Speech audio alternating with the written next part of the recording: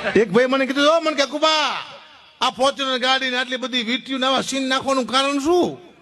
કીધું ભાઈ સીન નથી નાખતા તો કે આટલી બધી વીટીયું પહેરો છો, આવા ચેન પહેરો છો, ફોર્ચ્યુનર ફરો છો.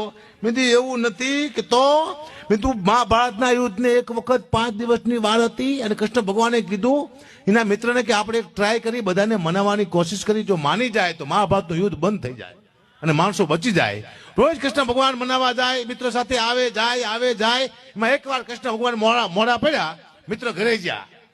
ભગવાન ક્યાં છે કે તૈયાર થાય છે. 1 કલાક 2 કલાક 3 કલાક 4 કલાકે કૃષ્ણ ભગવાન બહાર નીકળ્યા તૈયાર થઈને, પણ મોંઘો મુગટ પહેરેલો, મોંઘી મોજડી, મોંઘા અલંકાર, એવી મોંઘા કપડા પહેરીને ભગવાન બહાર નીકળ્યા. મિત્રોએ કીધું પરમાત્મા આટલી મોંઘી વસ્તુ પહેરવાનું પહેલી વાર કારણ શું? આપણે તો રોજ જઈએ છીએ, તમે આટલી મોંઘી વસ્તુ નથી પહેરી. ત્યારે ભગવાને કીધું કે આજ આપણે જવાના છીએ દુર્યોધનના ઘરે. એ મારી અંદર શું છે નહીં જોવે, મારી બહાર શું છે જોવાનું છે. આ દુનિયામાં એટલા બધા દુર્યોધન છે, હકાબાની અંદર નથી જોવાના, બહાર શું છે જોવાના. હું તમને ગેરંટી આપું છું, આ ફોર્ચ્યુનર આટલી વીંટી પહેરીને મને કોઈ નક્કી કરવા આવે તો નક્કી કરે કે આ 20,000 માં તો નહીં જ આવે મારો દીકરો. જો હલતો લઈ નીકળું મને 1500 બોલાવે મારે.